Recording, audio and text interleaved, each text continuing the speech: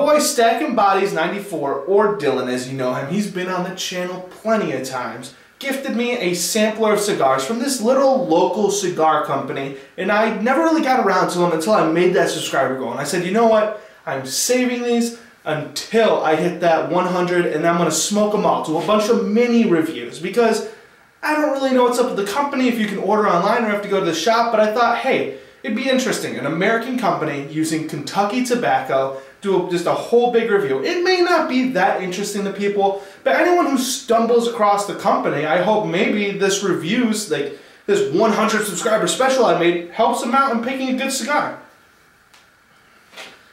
But nevertheless, we'll be switching over to my horrible phone camera quality as we jump into all of these reviews and finally talk about them a little bit at the end.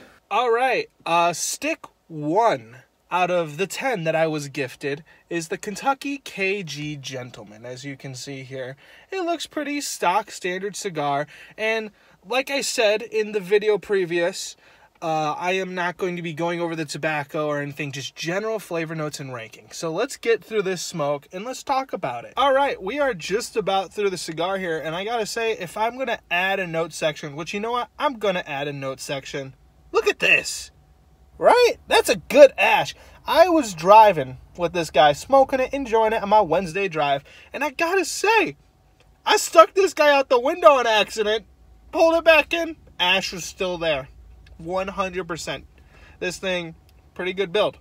Otherwise though, I am tasting hay, I'm tasting cedar and coffee, some hot pepper. Not bad. Everything's kind of light in the cigar, but overall, I would definitely give it like an 85. Solid stick, can't hate it. But let's get in that second stick and see what I'm tasting. Alright, we are on cigar number 2. We are smoking the Kentucky Cuban. I will come back to you with flavor notes. Alright, it is the day after I did smoke that Kentucky Cuban. I smoked a shit ton of cigars, to be fair, but I do remember the Kentucky Cuban. I did take notes. And overall, I was getting a very light wood flavor. Good tobacco overall, but not much else. It was earthy, but really nothing to write home about. And this one, I definitely just give like an 80. Very average. Not bad, but not great. We are on the third cigar, and I have pulled from the bag the Blanton's single barrel Kentucky Gentleman's cigar. It just sounds like it's infused with Blanton's. I've never had Blanton's before, but let's smoke it and see what I'm tasting. Alright, we finished that cigar, the Kentucky Gentleman Cigar Company's Blanton's cigar, single barrel, all that fun stuff, and honestly, wasn't really that impressive. When I started smoking it, I got a little bit of bourbon. I've never had Blanton, so maybe that's what I was tasting. I was just tasting bourbon with some nice charred wood, presumably from the barrel that the tobacco is aged in. Other than that, though, once you get about through a third of the stick, it's just all hot pepper and earth, which isn't bad, but I didn't really enjoy it. Really, my favorite part about the cigar was the size. I really did enjoy the size of the cigar. It was nice, little, but still, like, didn't feel like a cigarello. And sometimes I don't like cigarellos. I don't know why. But let's get into that next cigar and see what I'm smoking. Alright, we are on cigar number 4. And honestly, the Blantons didn't really impress me, but it might seem a whole lot better than what I'm about to smoke. Right now, I'm trying their Fireball Cinnamon Whiskey Infused. You can kind of see it, yeah, right there. I don't know how this is going to turn out, but this was another randomly picked one, so let's smoke it. We're just about finished with the cigar here, and it's been about the same throughout the entire smoke. I'm getting a very light cinnamon whiskey type of flavor. It's Fireball.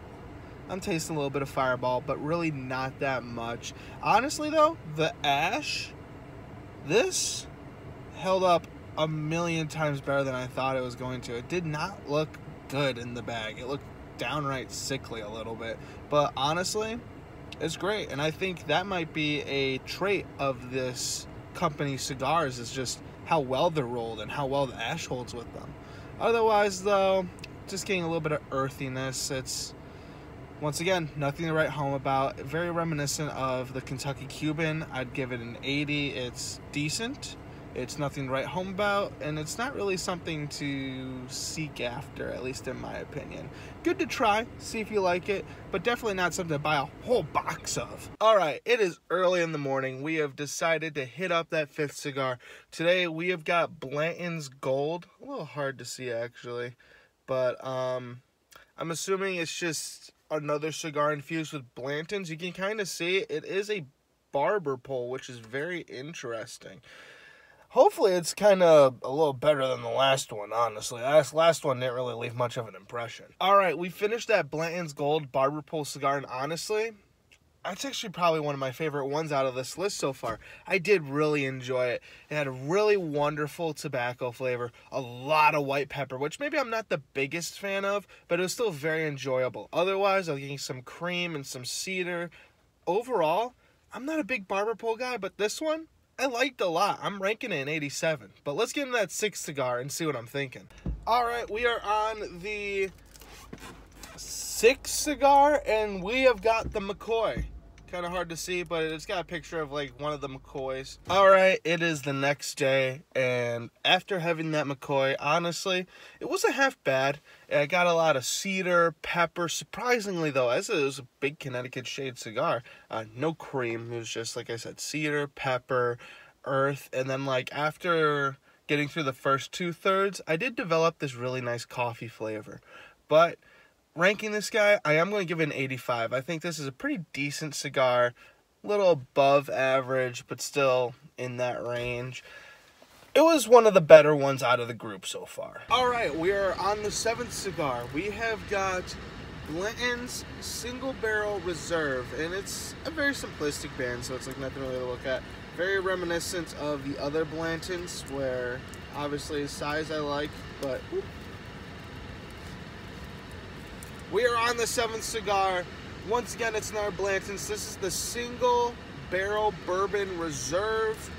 Hopefully this one's a little bit better than the others. Let's get into it. The Blanton Single Barrel Reserve. And not the worst Blantons out of the list, but not the best. I was getting just really nice bourbon. You could really taste the wood char of that barrel on it, which is actually something I do really appreciate about some of these like whiskey infused cigars, is like being able to taste the barrel that the tobacco's fermented in. Other than that, it was just spicy with some pepper. But ranking this guy overall, I'd give it an 82. I wasn't the most impressed, but I didn't hate it. Alright, we are on to the, what is this now? The 8th? Yeah, we are on to the 8th cigar, and I have got the Kentucky Gentleman Cigars Bourbon Cream. Kind of hard to see here. It's like in yellow. Kind of a weird choice. I don't know. I feel like yellow is a weird color for either bourbon or cream. But let's light this guy up. Alright, we finished that Kentucky Bourbon Cream cigar, and I gotta say, really not impressed. I was kind of excited for the cigar. I thought it was going to be like bourbon and that sweet cream flavor profile you can get off Connecticut shades, just even more, but really, I was only getting charred wood, pepper, and earth off of this guy for the entire smoke. And while those are flavor profiles that I do like, I just feel a little disappointed. I feel like I didn't really taste what the cigar was telling me it was going to offer. Ranking this guy, I'm giving it a 78. It had a really bad draw, but I'm not going to hold it to it, as all cigars are rolled differently.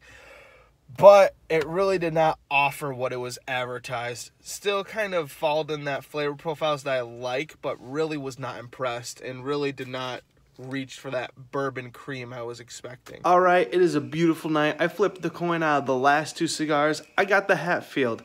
You know, I smoked the McCoy. That guy wasn't too bad, but the Hatfield obviously has some type of Maduro wrapper, so let's see how it is. Alright, we finished the cigar, and I gotta say that, well, the tobacco on it really wasn't that bad. Tobacco was decent. There really wasn't much flavor to it. I wasn't like tasting any coffee or really even earth. It was just a very basic cigar, which I can see how some people would like, but I kind of wanted those flavor notes. I was excited because the McCoy was really good, and I was expecting the Hatfield to be somewhere around the same, but unfortunately, not really much. Just the tobacco flavor profile, really. But ranking this guy is extremely average. Good, decent smoke. Nothing I'm going to come back to. 80. We are on our final cigar. We have got the one I've kind of been excited for. I'm surprised I hadn't gotten yet. It is the Peach Moonshine Infused. I kind of busted it open. It was wrapped in newspaper already, but there's a lot of weird little defects on the wrapper, which has me a little concerned, but I'm still excited. I hope it's tasty. I hope it's a little bit more impressive than those Blanton cigars, but let's smoke it and see what I think. All right, we have... it is a very bumpy car ride. Welcome to Chicago. We have finished the Peach Moonshine cigar. It was incredibly interesting. No peach, unfortunately. Very light moonshine flavor. I'd just say it's very light alcohol flavor note. But interestingly enough, this cigar kind of threw me for a loop. I was tasting a very bitter pumpkin spice flavor profile, along with like some charred wood and some smoky notes. It was pretty pleasant, and honestly, it was probably one of the better cigars, even knowing it wasn't exactly what I thought it was gonna be. And overall, I definitely rank this guy an 87. This was a pretty tasty cigar. This is like that one Blanton cigar. It's like left me afterwards going like, that was good. I could smoke another one of those. Wow, wasn't that a bunch of reviews? Literally, it's just been about 5 seconds since I cut it, but there was all those clips and everything. It was pretty cool, right?